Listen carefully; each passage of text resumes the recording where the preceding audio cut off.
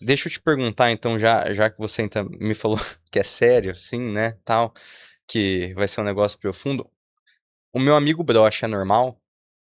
É, ótimo. Vamos começar pelo que é mais objetivo e a gente vai alargando. É normal, né? É normal. Não sei, acho que socialmente, historicamente, a gente tem uma tendência a, a se incomodar demais quando essas falhas acontecem, né?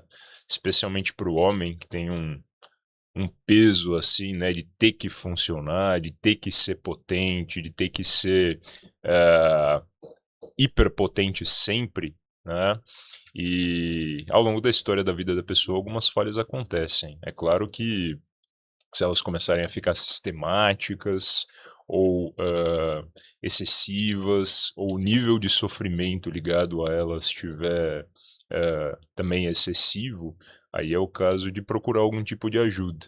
E veja, às vezes a ajuda não é precisar extirpar isso da pessoa, mas a Hum. ajuda é poder conversar sobre, né? Então, seu amigo brocha, não sei quão confortável ele fica com isso, mas se ele puder trocar ideia com algum profissional, profissional de saúde mental a respeito, ele deixa de ficar broxa sem precisar de remédio, ou, enfim, se for o caso, faz uma investigação e trata e restitui qualidade de vida. Cara, interessante isso, né, porque obviamente que eu comecei sacaneando aí você, né, fazendo essa pergunta, pegando você desprevenido, mas é muito normal, assim, pelo menos eu vejo, assim, pô, tanto no consultório quanto conversando, assim, com a galera meninada, assim, menos de 30 anos, todo mundo, assim, com Cialis na carteira, né, um remédio ali da impotência. O que que você acha, assim, cara? Esse fenômeno social é interessante, assim, né? Também preocupante, por um outro lado, porque não é que as pessoas estão necessariamente vivendo ou tendo a impotência, elas têm medo de ter a impotência ou vivem numa pressão por essa hiperpotência que eu comentei. Então, a maior parte das pessoas toma ou porta esses remédios sem precisar, né? Ou nunca falharam, ou falharam uma vez, mas tem uma certa ilusão, uma certa idealização do que é a performance sexual e acabam se medicando e todo o ônus envolvido, né, em tomar um remédio desnecessário, acabam se medicando para se manter super-heróis ou cogitar ser um super-herói quando a sexualidade é algo muito humano, deveria ser. Hum.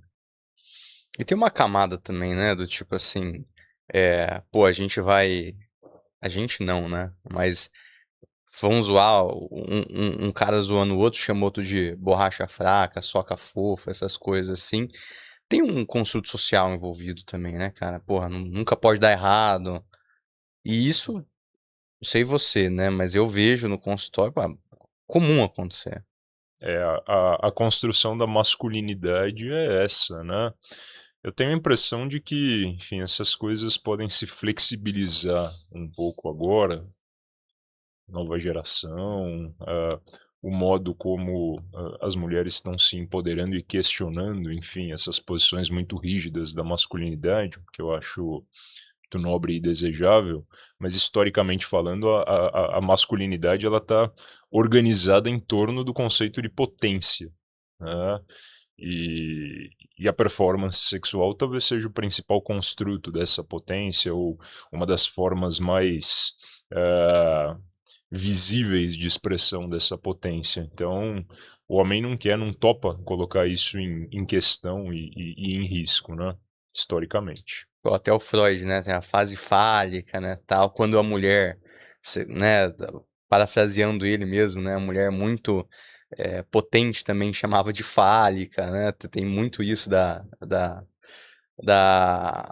psicopatologia psicodinâmica, né, que é justamente oriunda da psicanálise. Então, pô, legal, legal. Mas você acha assim, existe um perfil de homem que normalmente tem mais assim dificuldade mesmo, mais impotência? Isso acontece assim?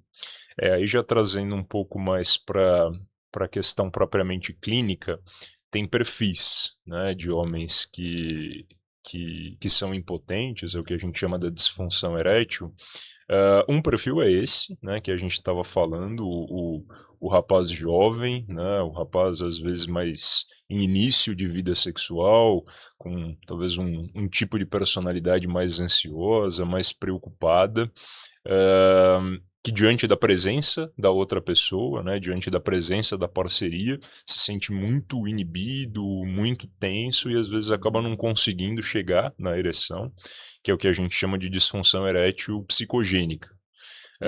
É o cara que tá tranquilo na masturbação, né? Ele consigo próprio vai super bem, mas quando tem a presença do outro, aí essa tensão se eleva, o inibe e ele falha. Então, esse é um dos perfis.